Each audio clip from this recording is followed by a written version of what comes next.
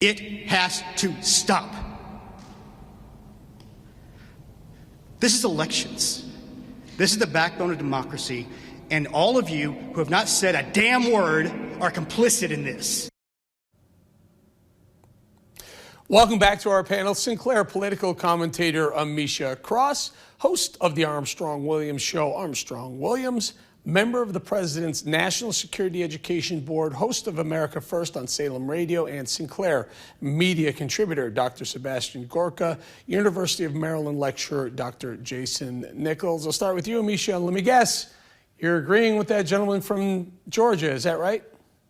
No, absolutely. I agree with him in the same way that I agreed with the current Georgia Secretary of State, Raffensperger, a couple of weeks ago. What we know is that there is no election fraud. We know that, and we've heard it several times. And even just as of late yesterday, we heard it from the Department of Justice and Bill Barr, who has been in the tank of President Trump the entire time he's been appointed in this position. So I think that what this goes to show is that the president's last-ditch efforts to pressure state elected officials into bending to his will and changing election results is just more of Donald Trump cannibalizing the Republican Party. Because what ends up happening is he's been trying to dissuade and decrease the amount of confidence in our election process, which is dangerous in and of itself. But this is a race that he lost weeks ago, and he refuses to accept that. And any Republican worth his salt, any elected official worth their salt, is not willing to go out on a limb and change illegally the votes of people who have vested interest in this election process and spent their time making sure that they voted for who they wanted.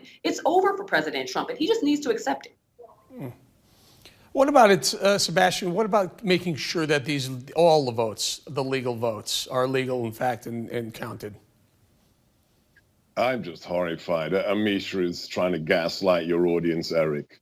There's no evidence of election fraud. Did you not listen to Dr. Linda Lee in front of the Michigan State Senate yesterday, where she gave chapter and verse the numerous cases of dead people voting, of individuals being blocked from being allowed to actually count the votes because they were GOP poll watchers? We have officials in these states saying that we have 9,000 people in Arizona voting in that election who don't live there anymore. You haven't read either you haven't read any of the files that have been, any of the cases that have been filed by the president's team, or you're just being disingenuous. We have rampant evidence of election fraud. And even if it's just one case, that means somebody has been disenfranchised. Somebody's sacred right to have their voice heard has been stolen from them. And your rank dismissal of this is so utterly disturbing. And talk to us, Armstrong. There are clear violations. And the left will say, one side will say yes, but not enough to change the election. And the right will say yes, but it is. If it's bad, if it's been tainted, then maybe it should be redone. What are your thoughts on this? And maybe weigh in, Armstrong, on Bill Barr saying that there's not enough to change the election. You know, you asked a very specific question about Georgia. And when you have a glitch, which they claim a vendor updated the equipment that caused this glitch, which created a nightmare in 2 precincts in Georgia. And then you check the machine and you realize there was no update to the machine. Either somebody is lying or somebody is hiding something. And I think the only thing that Attorney General Barr is saying, I think the Washington Post and the New York Times clearly took his headline and made it into whatever they wanted. He said there has been nothing in terms of the investigation to date that shows that there's a reason to find anything that would overturn the results of the elections at this point, but they continue the investigation. That's why he had his office issue a statement earlier today clarifying this. And even if you look in Wisconsin, and if you look in Pennsylvania, clearly in these states, Dominion, there was a problem. There was a problem with the ballot box. There was a problem with the ballots that have come in. And I agree with Sebastian to this point. If one voter was disenfranchised, it's a problem. And I don't think many people are outraged over the fact of whether Trump is going to continue the next 4 years.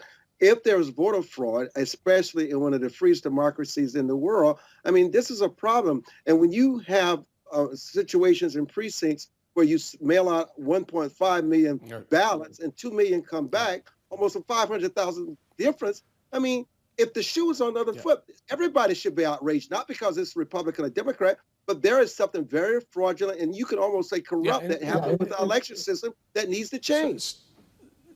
And Jason, Armstrong makes a very good point. We remember right after Hillary Clinton lost how much complaining was going on about what quote unquote voter fraud that there was then. Now all of a sudden it's I don't know, some sort of you're a jerk for pointing out that there's voter fraud, Jason.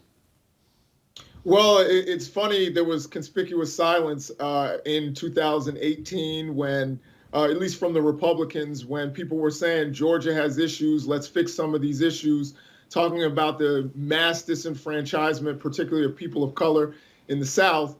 But now all of a sudden there seems to be this big problem. And the truth is that more people were enfranchised this time. We had more people voting. There was not, I mean, of course, whenever you have an election with 150 million people across the nation, there are going to be issues, but certainly not enough to overturn this election. Bill Barr stated it. It's been stated by people who love Donald Trump, like Raffensperger, up until this point, and they are frustrated. And to be honest, they're only helping people like Reverend Warnock, and they're helping Ossoff out there in Georgia. But with all this infighting, when they know that they're undermining the bedrock of our democracy, which is our elections, we need to have confidence that our elections are going well. They did go well. The right person, the person who won the most votes in all of those states, won the election in the end. All right. We're going to have to leave it there, panel. Thank you. Always great to weigh in.